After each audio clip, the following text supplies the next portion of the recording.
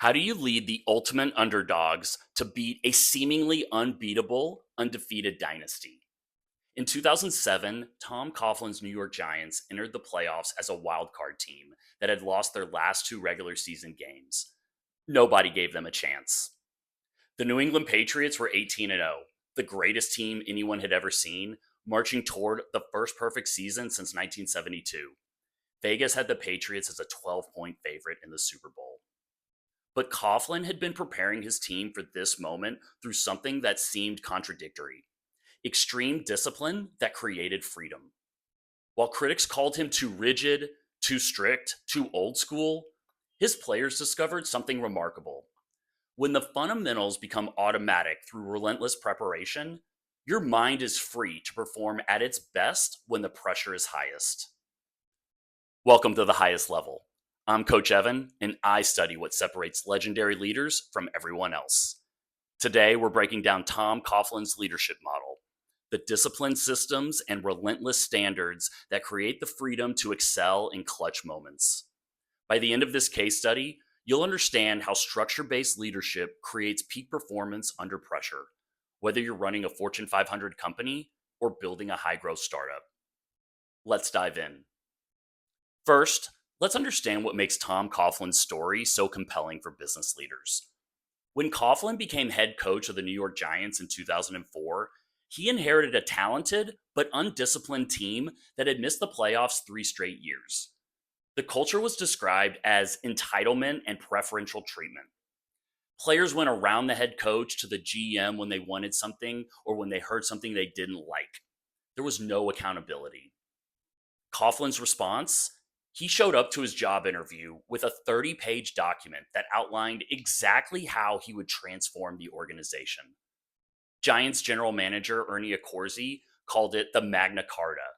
It was so detailed and so comprehensive that it answered questions before they were even asked. But here's what makes this relevant for your leadership. Coughlin almost failed completely.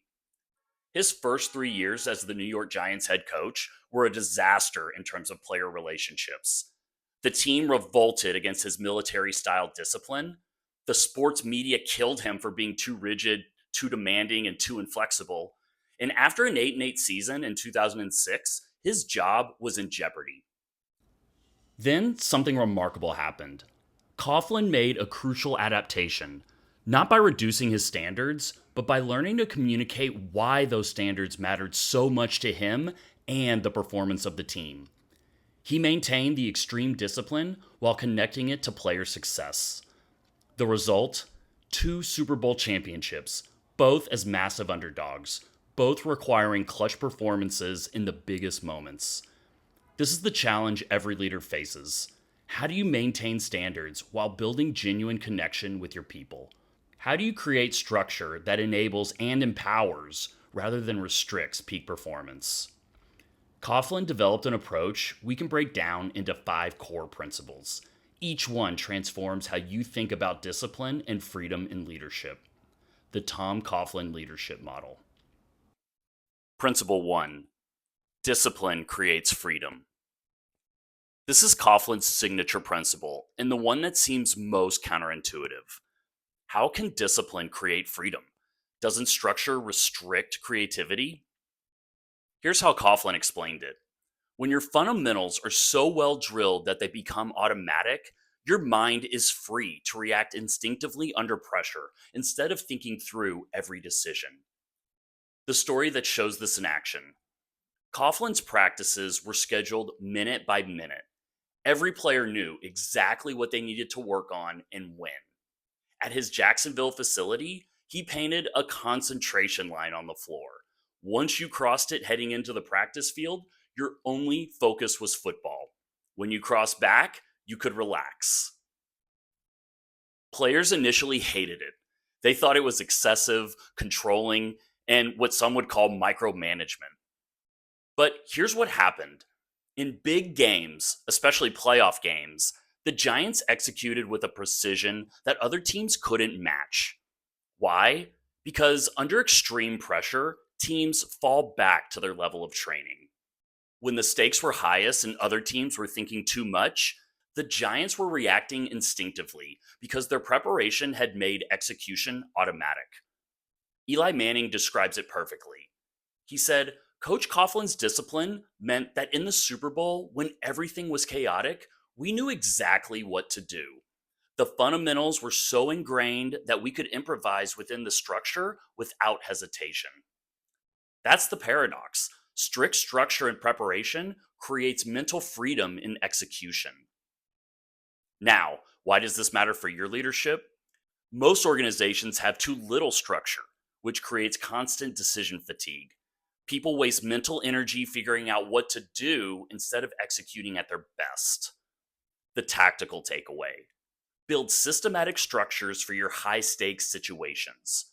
When your team knows exactly how to handle the routine decisions, their mental capacity is freed up for crucial judgment calls that actually matter. This is what I see missing in most organizations.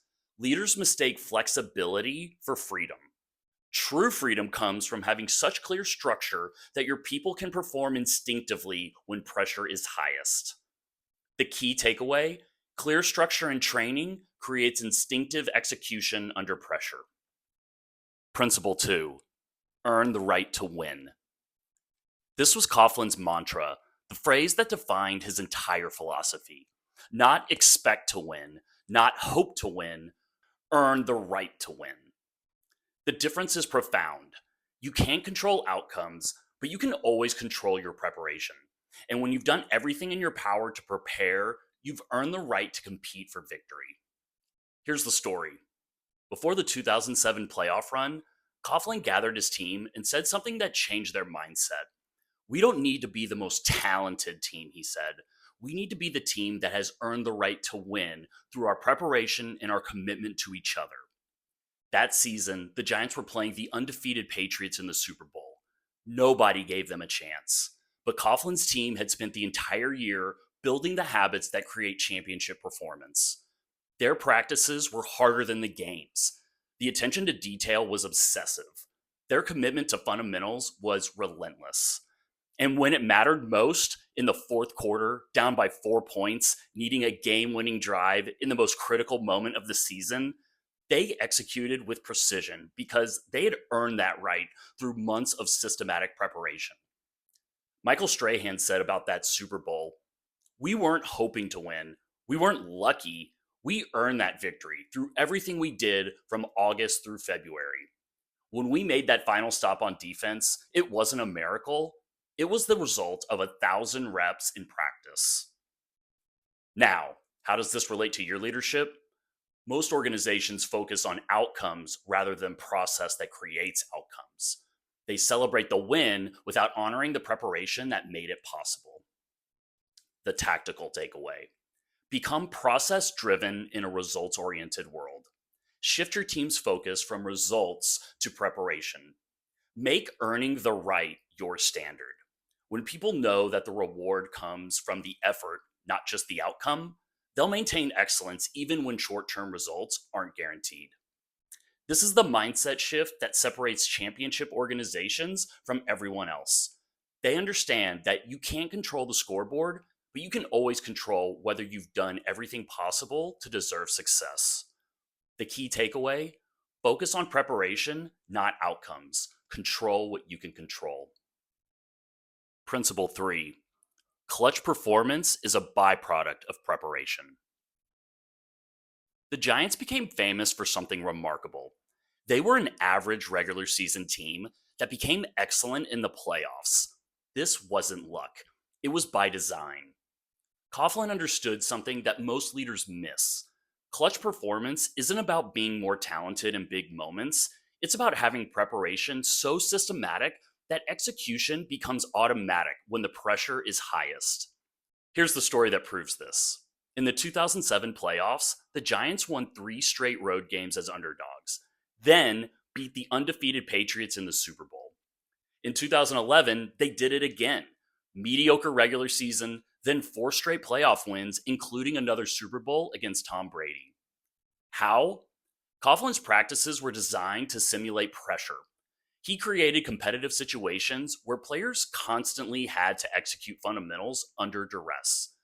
He made practices harder than games so that when they got to the playoffs, the moment felt manageable. Justin Tuck, their defensive captain, explained it this way.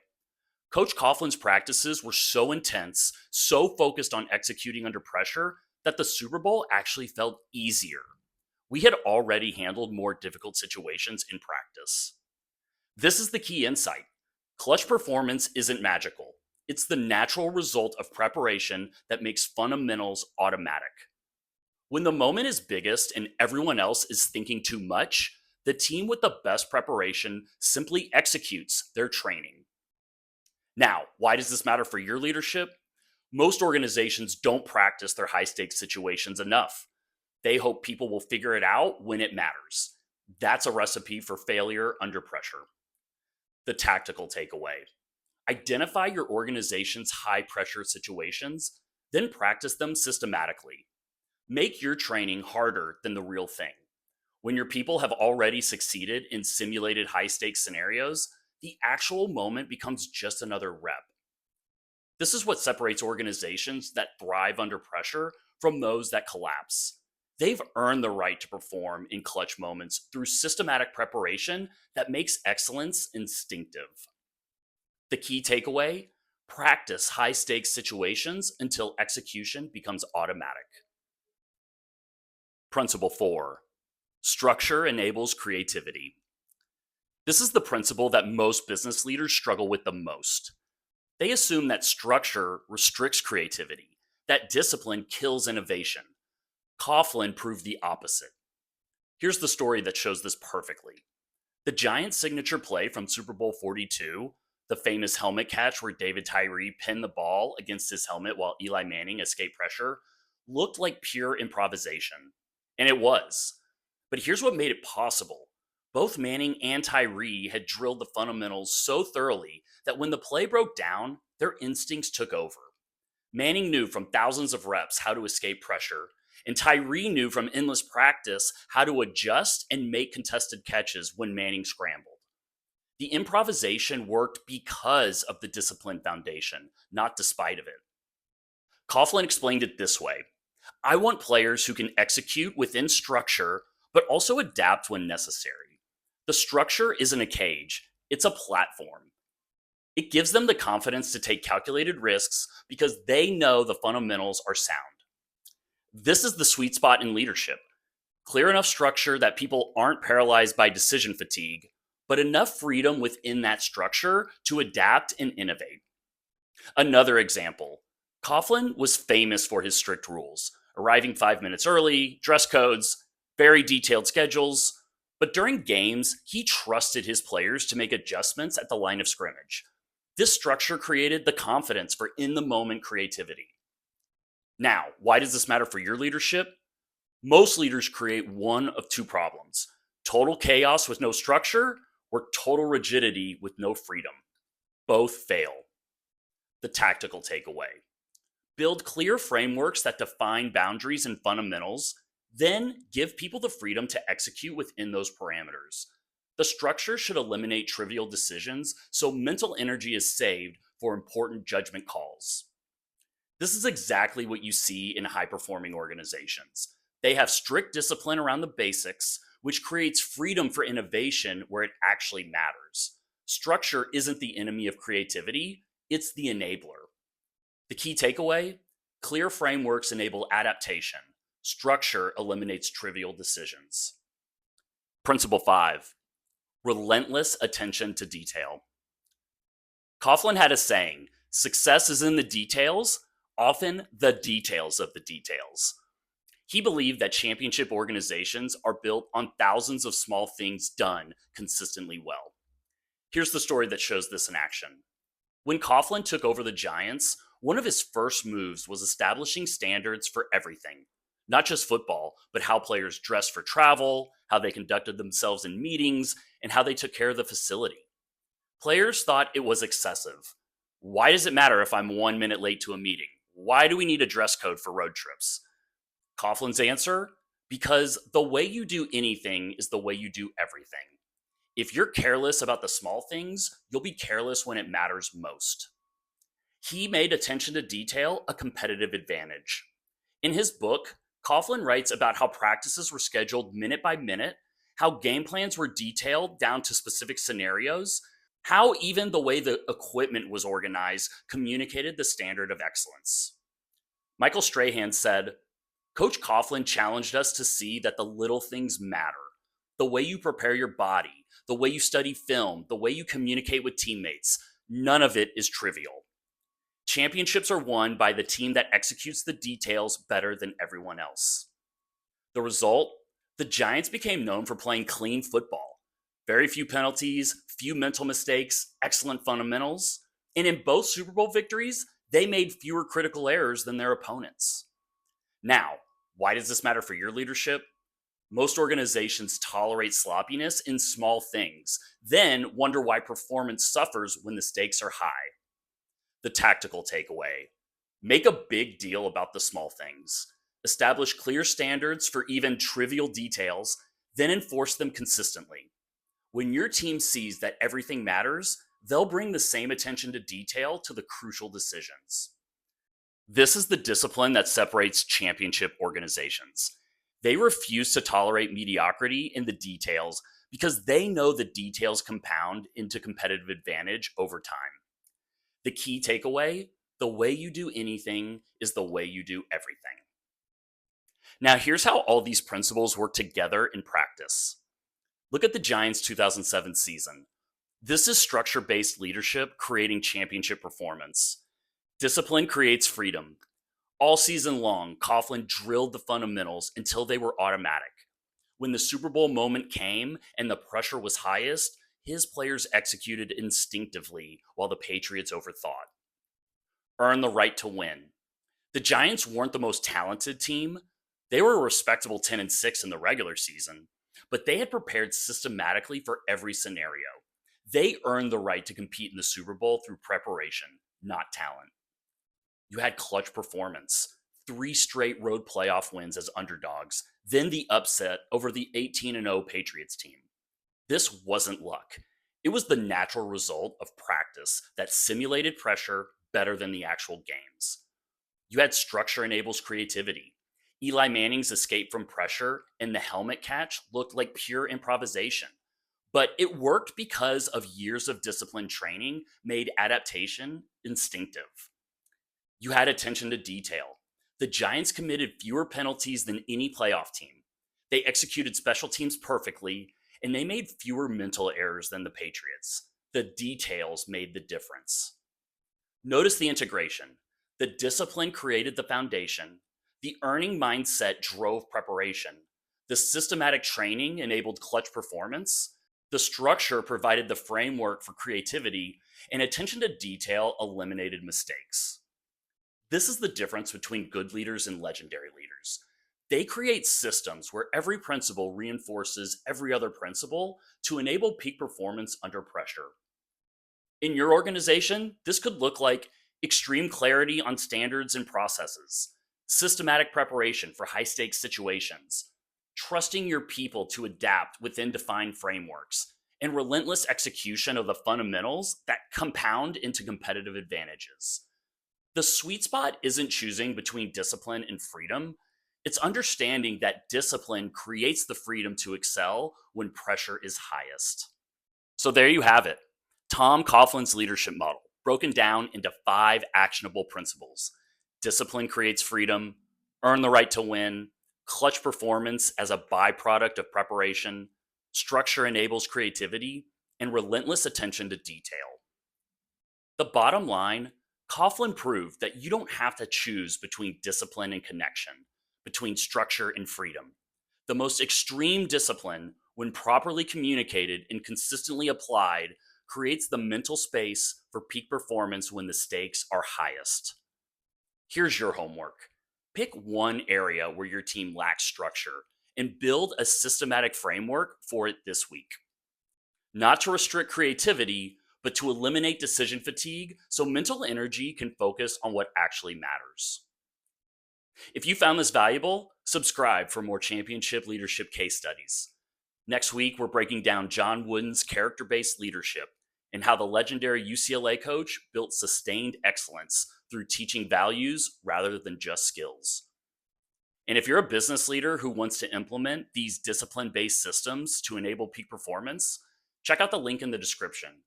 I work with executives that understand that structure isn't the enemy of excellence, it's the enabler. Until next time, lead like a legend.